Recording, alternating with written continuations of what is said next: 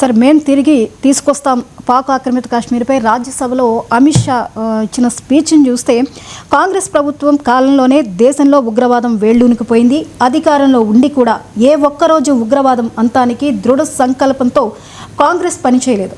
ఉగ్రవాదాన్ని కూకటి వేళ్లతో మేం పెకిలించి వేస్తున్నాం. త్వరలోనే ఉగ్రవాదం అంతమవుతుంది. దేశ భద్రత అనేది కాంగ్రెస్ ప్రాధాన్యత అంశాల్లో అస్సలు లేదు. ఓట్ బ్యాంక్ బుజ్జగింపు రాజకీయాలు మాత్రమే కాంగ్రెస్ ఎజెండా. వీటిపై మాత్రమే కాంగ్రెస్ దృష్టి పెట్టి జాతీయ భద్రత వంటి మిగతా కీలక అంశాలను గాలికి వదిలేసింది అని చెప్పేసి అమిత్ షా ప్రసంగించేశారు. అంటే అమిత్ షా ఈ విధంగా పార్లమెంట్లో వ్యాఖ్యానించారు. పీఓకేని స్వాధీనపరచుకోవడం అనేది సాధ్యమేనా సార్? ఇప్పుడు కాంగ్రెస్ పార్టీ ఏం చేసింది, ఏం చేయలేదు, ఇది హిస్టరీ. 11 ఏళ్ళు అయిపోయింది బీజేపీ ప్రభుత్వం వచ్చి. ఇంకా కాంగ్రెస్ ప్రభుత్వం ఏం చేసింది అని చర్చించుకుంటే ప్రయోజనం లేదు. ప్రజలు ఆల్రెడీ తీర్పు చెప్పే కదా కాంగ్రెస్ ఓడించింది. ఆ మాటకు వస్తే వాజ్పేయి హయాంలో మసూద్ అజర్ని అప్పచెప్పాం మనం. మరి దానికి కాంప్రమైజ్ అనమా? అఫ్కోర్స్ మన విమాన కందహార్కు హైజాక్ అయితే విమాన ప్రయాణికుల్ని కాపాడటం కొరకు మసూద్ అజర్ని అప్పచెప్పాం. మసూద్ అజర్ ఏం చేశాడు? తర్వాత అనేక దాడులకు కారణమయ్యాడు. భారతదేశానికి ఒక అత్యంత ప్రమాదకరమైన తీవ్రవాది, ఇలా జైషీ మహమ్మద్కు నాయకుడు. మరి మసూద్ అజర్ని అప్పచెప్పడం వల్ల ఎంత నష్టం జరిగింది? ఎన్ని ప్రాణాలు కాపాడటానికి మనం మసూద్ అజర్ని అప్పచెప్పామో అంతకు రెట్టింపు ప్రాణాలు కోల్పోయాం. కానీ ఆ రోజుల్లో వాజ్పేయి ప్రభుత్వం తప్ప అంటే ఆ రోజున్న పరిస్థితుల్లో కందహార్లో విమానాన్ని ఆక్రమించుకొని వెళ్ళారు. మన ప్రయాణికులు కాపాడాలి అని భారత ప్రభుత్వం నిర్ణయించింది. అందువల్ల వాజ్పేయి దేశభక్తిని, వాజ్పేయి చిత్తశుద్ధిని, తీవ్రవాదానికి వ్యతిరేకంగా పోరాడాల వాజ్పేయి సంకల్పాన్ని మనం తప్పుపట్టలేము. ప్రభుత్వము ఒక సందర్భంలో ఒక నిర్ణయం తీసుకుంటుంది. దాన్ని 20 ఏళ్ళ తర్వాత, 30 ఏళ్ళ తర్వాత, 50 ఏళ్ళ తర్వాత, 70 ఏళ్ళ తర్వాత తప్పు అని అనడం చాలా సులభం. ఆ సమయంలో ఏం చేసేవాళ్ళం అన్నది పాయింట్. మోడీ ప్రభుత్వం వచ్చిన 11 ఏళ్ళకి ఆపరేషన్ సింధూర్ మొదలైంది. మరి మొదట్లోనే మొదలై ఉంటే, యూరీలోనే అటాక్ చేసినప్పుడు పఠాన్కోట్లోనే అటాక్ చేసి ఉండుంటే ఈ రకంగా పుల్వామా జరిగేది కాదు కదా. పోనీ పుల్వామా జరిగినప్పుడు బాలాకోట్ స్ట్రైక్ కాకుండా ఈ రకంగా ఆపరేషన్ సింధూర్ లాగా అటాక్ చేసి ఉంటే పహల్గాం జరిగేది కాదు కదా. అంటే ఆన్సర్ ఉందా? మీరు డే 1 మోడీ ప్రభుత్వం అధికారంలోకి వచ్చాక యూరీ పైన పఠాన్కోట్లో అటాక్ చేసిన వెంటనే మీరు ఆపరేషన్ సింధూర్ మొదలు పెట్టుంటే బాగుండేది కదా. అప్పుడు సర్జికల్ స్ట్రైక్స్తో ఎందుకు ఊకున్నారు? బాలాకోట్ స్ట్రైక్స్తో ఒక్క బాలాకోట్ పైన ఓన్లీ 1 అటాక్తో ఎందుకు ఊకున్నారు? మొన్న చేసినట్లు ఆపరేషన్ సింధూర్లో చేసినట్లు 9 తీవ్రవాద స్థావరాలను అంతం చేసి మీకు సర్గోదా, నూర్ఖాన్ ఎయిర్ బేస్లను ధ్వంసం చేసి అయిపోయేది కదా. అప్పటికి మన దగ్గర బ్రహ్మోస్ మిసైల్స్ ఉన్నాయి కదా. ఎందుకు చేయాలంటే ఆన్సర్ లేదు కదా. అలా చేసుంటే పహల్గామే జరిగేది కాదు కదా, పుల్వామా కూడా జరిగేది కాదు కదా. అంటే ఆన్సర్ లేదు కదా. భారత ప్రభుత్వము ఉన్న పరిస్థితుల్లో కొన్ని నిర్ణయాలు తీసుకుంటుంది. అది నరేంద్ర మోడీ తీసుకున్నా, అటల్ బిహారీ వాజ్పేయి తీసుకున్నా, కాంగ్రెస్ ప్రభుత్వాలు తీసుకున్నా మన ప్రభుత్వం అని భావించాలి తప్ప రాజకీయాల కొరకు మనం గతాన్ని విమర్శించుకుంటూ పోతే ఎక్కడికి వెళ్ళాము. ఇక ఇప్పుడు పాక్ ఆక్రమిత కాశ్మీర్ని మేము స్వాధీనపరచుకుంటాం, సంతోషం. స్వాధీనపరచుకుంటే ఎందుకు అభినందించాం? బ్రహ్మాండంగా అభినందిస్తాం. సో మీకు ఇప్పుడు సర్జికల్ స్ట్రైక్ జరిపాము. అప్పటిదాకా భారత ప్రభుత్వ విధానం ఏంటి? ఎల్ఓసి దాటి వెళ్ళకూడదు అని. ఇది కాంగ్రెస్ ప్రభుత్వ విధానమే కాదు, బీజేపీ ప్రభుత్వం కూడా అదే విధానం అనుసరించింది. కార్గిల్ యుద్ధ సమయంలో కూడా వాజ్పేయి ప్రభుత్వ ఆదేశం ఏంటంటే ఎల్ఓసి దాటి వెళ్ళకూడదని. అంటే పాకిస్తాన్ ముష్కరులు మన దేశంలోకి చొరబడినా మనం మాత్రం ఎల్ఓసి దాటలేదు. అది వాజ్పేయి ప్రభుత్వ విధానం. వాజ్పేయి దేశభక్తిని శంకించుదామా? అప్పటి విధానం. మోడీ వచ్చాక అలా కాదని సర్జికల్ స్ట్రైక్ జరిపారు. అప్పుడు కూడా గత ప్రభుత్వానికి చెందిన ప్రతినిధులు ఏమన్నారు? సర్జికల్ స్ట్రైక్ మేము కూడా చేశాం, కానీ మేము దీన్ని పబ్లిసిటీకి వాడుకోలేదు, ఎందుకంటే దేశ రక్షణ వ్యూహాలు కదా, అలా బహిరంగంగా మేము చెప్పలేదు. కానీ ఈ ప్రభుత్వానికి దేశ ప్రయోజనాల కన్నా రాజకీయ ప్రయోజనాలు ముఖ్యం కనుక పబ్లిసిటీ చేసుకుంటున్నారన్నారు. మనకు తెలియదు సర్జికల్ స్ట్రైక్స్ అంతకుముందు జరిగాయా జరగలేదా. చాలామంది మిలిటరీ ఎక్స్పర్ట్ చెప్పేది చాలాసార్లు జరిగాయి గతంలో కూడా, కానీ అవి ఎప్పుడూ పబ్లిసిటీ చేసుకోలేదు. మోడీ చాలా సమర్థవంతంగా సర్జికల్ స్ట్రైక్స్ను పెద్ద ఎత్తున పబ్లిసిటీ చేసుకున్నారు. తర్వాత జరిగింది బాలాకోట్ స్ట్రైక్. ఇది మాత్రం కీలకమైంది, ఎందుకంటే సర్జికల్ స్ట్రైక్స్ ఏమో పాక్ ఆక్రమిత కాశ్మీర్లో జరిగాయి. అది మన దేశమని మనం చెప్తాం కనుక మన దేశ భూభాగంలోనే మనం జరిపాం, ఆక్రమించుకున్న భూభాగంలో జరిపాం, పాకిస్తాన్ ఆక్రమించుకున్న భూభాగం కనుక మనం ఎవరికి చెప్పలే.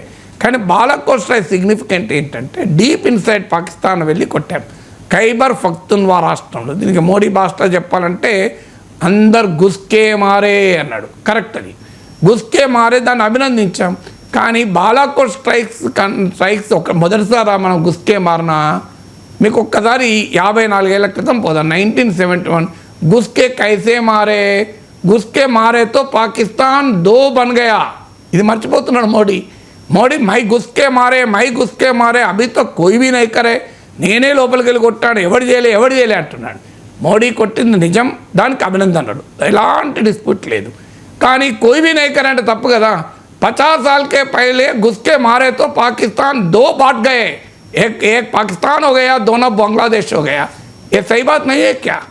పాకిస్తాన్ లోపలికి వెళ్ళి కొడితే వాడు 2 ముక్కలయ్యాడు, దెబ్బకు వాడు 2 దేశాలు అయిపోయాడు. అది కదా గుస్కే మారిన అంటే.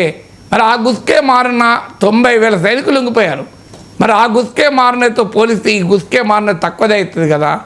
అందువల్ల ఇలా ఎప్పుడు కూడా మనం ఒక దేశం సాధించిన మిలిటరీ విజయాల్ని గర్వించాలి తప్ప రాజకీయంగా తూకం వేయకూడదు. మోడీ ప్రభుత్వము బీజేపీ చేస్తున్న పొరపాటు ఏంటంటే మిలిటరీ విజయాల్ని కూడా రాజకీయ తూకంలో వేస్తున్నారు. అది దేశ ప్రయోజనాలకు మంచిది కాదు. ఏ బాలాకోట్లో గుస్కే మారే हम उसको मोदी जी को तारीफ करते, मोदी जी को अभिनंदन करते, मोदी जी को सैल्यूट करते. आप अच्छा పొలిటికల్ డిసిషన్ लिया, ऐसा డిసిషన్ होना है, దానికి ఏం అభ్యంతరం లేదు, ఖచ్చితంగా మోడీ ప్రభుత్వాన్ని అభినందిస్తాం. కానీ 1971లో ఇండియా సాధించిన విజయాన్ని తక్కువ అంచనా వేయడం it's insult to the India కదా, it is insult to history కదా. అది చేయకూడదు, మీరు చరిత్రను అవమానించకండి అంటున్నాం. ఇక పాక్ ఆక్రమిత కాశ్మీర్, ఎస్ కాశ్మీర్ భారతదేశంలో అంతర్భాగం. అది పాక్ ఆక్రమిత కాశ్మీర్ కూడా మనదే, గిల్గిట్ బల్తిస్తాన్, అందులో అనుమానమే లేదు. కాశ్మీర్ భారతదేశంలో అంతర్భాగం. Kashmir is an internal part of India, integral part of India. Kashmir's accession to India is complete irreversible. భారతదేశంలో కాశ్మీర్ విలీనము శాశ్వతమైంది, వెనక్కు తీసుకెళ్ళటానికి వీలు లేనిది. ఇక మిగిలిందల్లా ఏమైనా కాశ్మీర్ పైన అన్ఫినిష్డ్ ఎజెండా ఏమైనా ఉంది అంటే అది పాక్ ఆక్రమిత కాశ్మీర్ను తిరిగి స్వాధీనపరచుకోవడం. ఇప్పుడు జమ్మూ కాశ్మీర్ అసెంబ్లీ సీట్లు చూస్తే ఇప్పటికీ కూడా పాక్ ఆక్రమిత కాశ్మీర్ కూడా కొన్ని సీట్లు ఉంటాయి, అవి ఖాళీగా పెడతారు.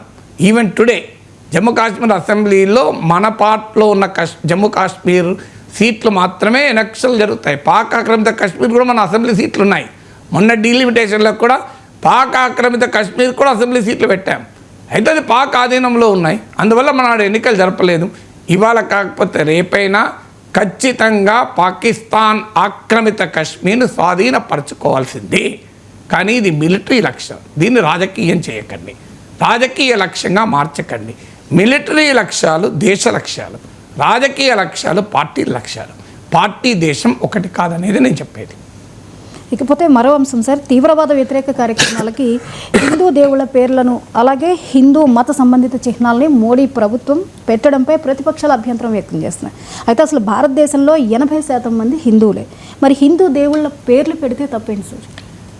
ఎందుకు చర్చ వచ్చిందంటే మీకు ఆపరేషన్ మహాదేవ్ అని పెట్టారు, అంటే పహల్గామ్ ఉగ్రవాదుల్ని అంతం చేసిన ఆపరేషన్ అది.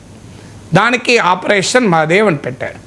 దానికి ఒక లాజిక్ ఉంది. పూర్తిగా మన హిందూ దేవుళ్ళ పేర్లు పెట్టాలని అనలేము, ఎందుకంటే అది మౌంట్ మహదేవ్ అనే పర్వత శ్రేణి ప్రాంతంలో జరిగింది. ఆ మౌంట్ మహదేవ్ అంటే ఆ కొండల పేర్లు మహదేవ్ అని ఉంది కనుక అక్కడ జరిగింది కనుక దానికి ఆపరేషన్ మహదేవ్ అని పెట్టడాన్ని పూర్తిగా మత సంబంధితంగానే పెట్టారు అని చెప్పలేము. తర్వాత ఏం జరిగిందంటే నిన్న లష్కర్ ఈ తోయిబాకు చెందిన తీవ్రవాదులు ఇద్దరు కొంతమంది మన దేశంలోకి చొరబడటానికి ఇన్ఫిల్ట్రేట్ కావడానికి ప్రయత్నించారు. దాన్ని మన భద్రతా బలగాలు విఫలం చేసి వాళ్ళు అంతం చేశారు. ఆ ఆపరేషన్ పేరు ఆపరేషన్ శివశక్తి అని పెట్టారు. సో తర్వాత ఆపరేషన్ సింధూర్ కూడా ఇది మీరు పేరు పెట్టడం పైన జయా బచ్చన్ కూడా నిన్న పార్లమెంట్లో అభ్యంతరం చెప్పారు.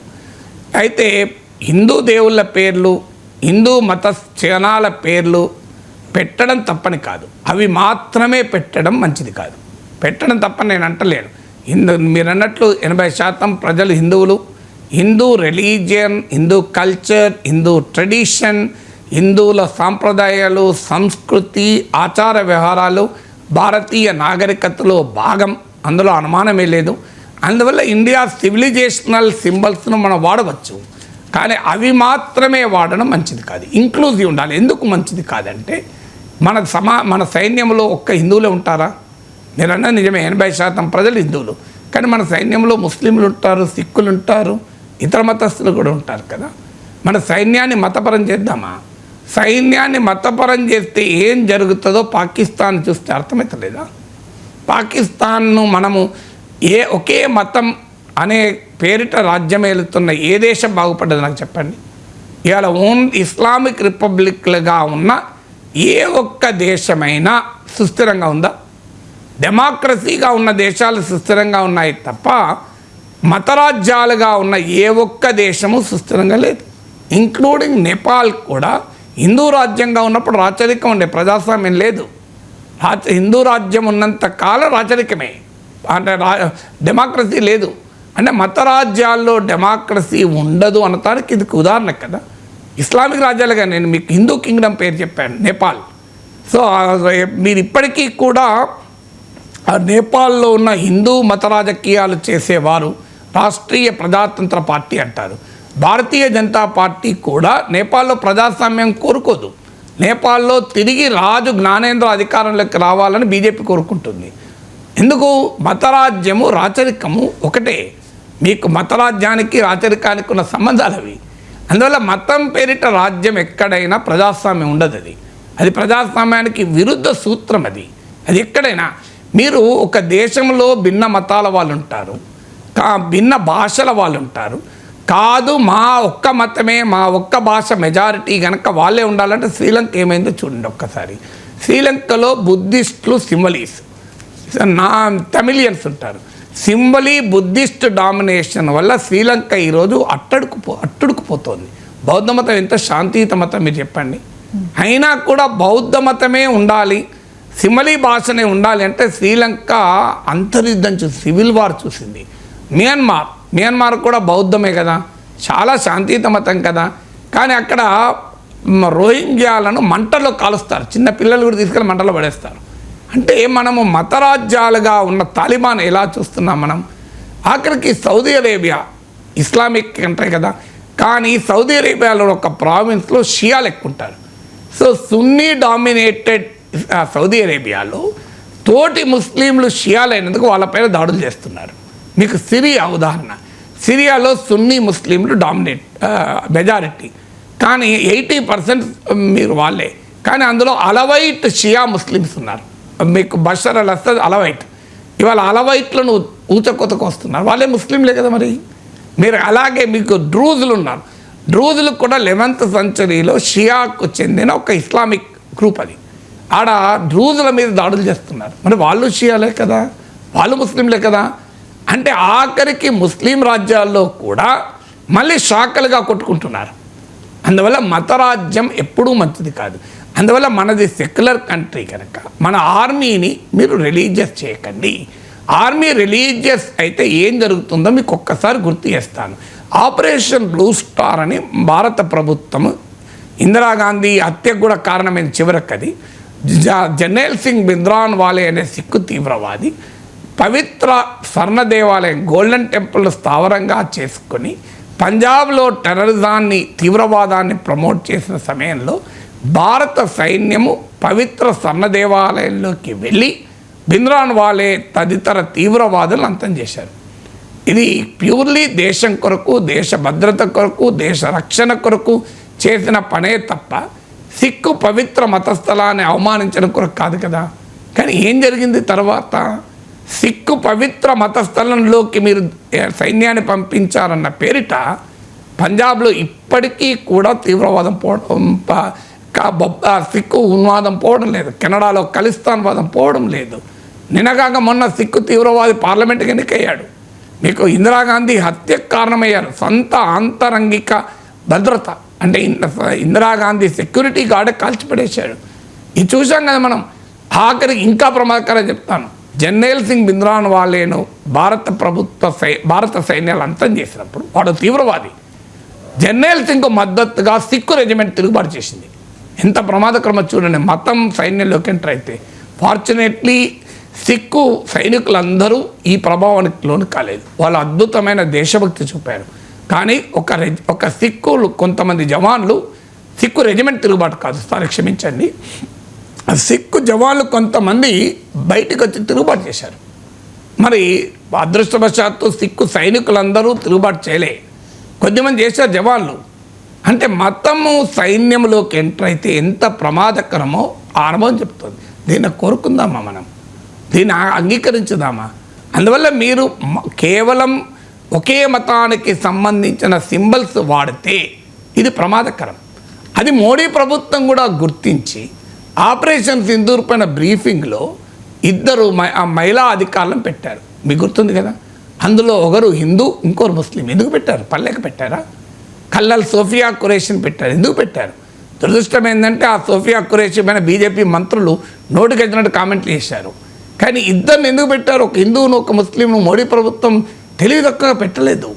అంటే ఒక ఇంక్లూజివ్ మెసేజ్ ఇవ్వాలి ప్రపంచానికి అని పెట్టాం. ఆఖరికి మల్టీ పార్టీ డెలిగేషన్లో మీరు చూడండి, హిందూ ఎంపీలు ఉన్నారు, ముస్లిం ఎంపీలు ఉన్నారు, సిక్ ఎంపీలు ఉన్నారు. అమిత్ షా ప్రత్యేకంగా అసదుద్దీన్ ఓవైసీకి ఫోన్ చేసి మీరు ఈ ఆపరేషన్ సింధూర్ పైన పాకిస్తాన్కు వ్యతిరేకంగా మన భారతదేశం చేసే డిప్లొమాటిక్ వార్లో మీరు భాగంగా అన్నది అసదుద్దీన్ ఓవైసీకి అమిత్ షా రిక్వెస్ట్ చేశారు ఫోన్ చేసి. ఎందుకు చేశారు? మన అసదుద్దీన్ ఓవైసీ పోకపోతే కొంపలుగుతారయా? ఎందుకు సల్మాన్ ఖుర్షీద్ పంపించింది భారత ప్రభుత్వం?